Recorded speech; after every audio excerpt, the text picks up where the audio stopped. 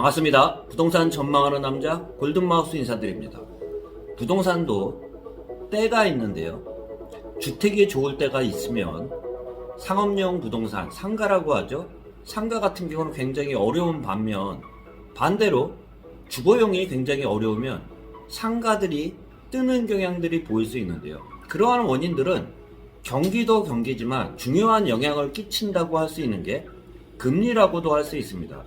금리가 높았을 때는요, 예전을 얘기해 드려 봤을 때 환산이율이라고 합니다. 전세를 월세로 환산을 했을 때 1000만원을 환산을 했을 때 10만원 꼴로 해서 10부꼴이라고 나온 적이 많았습니다. 그때 당시에 기준금리를 보면 4%, 5% 정도 된다고도 할 수 있는데요. 최저금리 하에 환산이율이 떨어지면서 5% 밑으로도 떨어진 적이 있습니다. 지금 현재 금리들을 통상적으로 보면 점점 올라가는 하에 상가 같은 경우는 환산이율도 조금씩 올라가고 있다고도 할 수 있는데요. 제가 현업에 있는 입장에서 보면 기준금리보다는 곱하기 2배 이상이 되는 게 환산이율이라고 할 수 있는데요. 전 같은 경우는 기준금리가 4% 이상에서 많이 형성됐기 때문에 10부꼴로 계산됐다고 하면은 저금리 하에 5% 밑으로 떨어진 게 최근 들어서는 기준금리가 계속 올라가면서 2.5% 기준금리인데요. 요번에 10월 달에서도 한국은행에서 기준금리를 올릴 수밖에 없는 그러한 그 경제 상황이다 보니까 환산이율 같은 경우도 좀 더 올라갈 수밖에 없습니다. 그러다 보면 상가 같은 경우를 예를 들어서 보면 경기는 안 좋은데 거꾸로 상가 같은 경우는 월세는 거꾸로 올라가고 있으면서 경기는 안 좋은데 상가 공실도 아직까지는 조금 줄었지만 확 주는 그러한 경향들을 보이고 있지는 않지만 월세 환산이율은 점점 올라가고 있는 상황이라고도 이야기 드릴 수 있습니다. 그만큼 부동산도요, 주거용이 좋으면 상가가 좀 안 좋고요, 상가가 좋으면 주거용은 좀 안 좋으면서 순환이 되고 있는데요. 그와 반대로 둘 다 좋았을 때도 있습니다. 또한 둘 다 나쁠 때도 있지만 그러한 경향들보다는 대부분의 경향들이 어느 한쪽이 좀 더 낫던가 어느 한쪽이 조금 더 모자르는 경향들을 보일 수 있는데요. 지금과 같은 추세들을 보면 작년이나 재작년 같은 경우 코로나19 시기 때에 지나왔을 때 보면 주거용 부동산이 특히 많이 올라가면서 업무용 부동산, 상가 같은 경기가 굉장히 어려우면서 상가 월세 환산이율도 떨어졌다고 할 수 있는데요.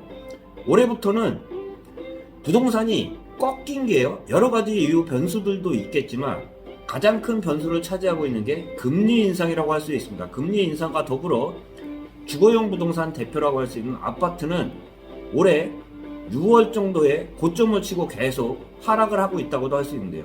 그 반면 상가 같은 경우도 여전히 안 좋습니다. 그런데 특이한 현상이라고 보이는 게 월세 환산이율은 거꾸로 올라가면서 경기는 안 좋은데 상가는 월세는 조금씩 올라가는 그러한 양상들을 보이고 있습니다. 특히 우리나라 같은 경우는 자영업자가 다른 나라 대비해서도 많은 비중을 차지하고 있는 게 우리나라라고 할 수 있는데요. 그만큼 정년퇴직을 하고 자영업자를 하는 사람들도 있고요. 처음부터 자영업을 선택한 사람도 있고요. 회사를 다니다가 자영업으로 돌리면서 자영업하는 그러한 비율들이 굉장히 많은 게 우리나라인데요. 저도 자영업을 하고 있는 사람 입장에서 지금 굉장히 힘든 그러한 시기지만 좋아서 하는 사람들도 분명히 있을 거예요. 그렇지만 자영업을 했던 사람들이 자영업을 그만두고 다시 회사로 들어가서 다시 직장인으로 생활하는 게 쉽지 않은 상황이라고 할 수 있습니다. 그만큼 악순환은 반복되고 있는데요. 상가 같은 경우도 특히 월세는 오르겠지만 상가 투자의 가장 중요한 점이라고 할 수 있는 게 상가 같은 경우는 상가 투자의 기본이라고 할 수 있는 게 어떤 것도 마찬가지지만 상가는 유독 경기가 상권이 살아있는 지역이 급속도로 냉각이 됐을 때 다시 살아나면 상권이 좋은 데는 유독 사람들이 모이면서 빨리 살아나고요. 상권 같은 경우가 역차별이 굉장히 심한 지역이 상권이라고 할 수 있습니다. 그만큼 상가가 살아나기 위해서는 목이 좋아야 된다고도 할 수 있는데요. 저도 오랜 경험에서 좀 이야기 드려보면 정 같은 경우는 상권이 좋은데 또한 대로변에 위치하고 있던가 목자 라인에 위치한 상가 같은 경우는 잘 나갔습니다. 그렇지만 조금 벗어난 지역 같은 경우는 상가가 잘 빠지지 않기 때문에 거꾸로 상가를 주거용으로 용도 변경하는 경우들도 있었는데요. 그와 반대로 주거용을 상가로 업무용으로 용도 변경시키는 그러한 경우들도 많았습니다. 그만큼 주거용이나 상업용 같은 경우는 같이 동행으로 가는 그러한 경우들도 있겠지만 역순으로 가는 그러한 경우들도 많이 있다고도 볼 수 있습니다. 특히 용도 변경을 합법적으로 해야지 불법으로 용도 변경을 하면 그만큼 과태료 처분 및 원상복구 회복이 나오기 때문에 용도 변경을 할 때도 구조적으로 정식적으로 용도 변경을 밝혀야 되는데요. 절차를 밟아야 되는데요. 그만큼 주차장 면적 같은 경우가 전보다는 지금이 좀 많이 강화가 됐습니다. 그렇기 때문에 용도 변경하는 것도 되는 지역이 있고 안 되는 지역이 있고 현행에 맞춰가지고 건축 설계사에 도면을 집어넣고 다시 정식적으로 용도 변경을 해야지 나중에 피해를 받지 않는데요. 지금과 같은 금리 인상 기회는 주거용 같은 경우는 지금 추세들을 봤을 때 거꾸로 좀 약세를 보이고 있는 반면 상가 같은 경우는 여전히 아직까지는 살아나고 있지 않지만 월세 환산이율은 조금씩 올라가면서 주거용보다는 업무용 부동산 같은 경우 월세가 올라가면서 월세율도 조금씩 상승한다고 할 수 있습니다. 예를 들어서 과거를 봤을 때도요, 경기가 안 좋았을 때는 월세 환산율이 10부라고 하면은 지금 같은 경우는 5부꼴이었으면 월세도 올라가는 현상들이 보일 수 있습니다. 주거용 부동산 아파트 같은 경우가 안 파는 게 아니라 못 파는 그러한 현상들을 보이고 있다고 그러는데요.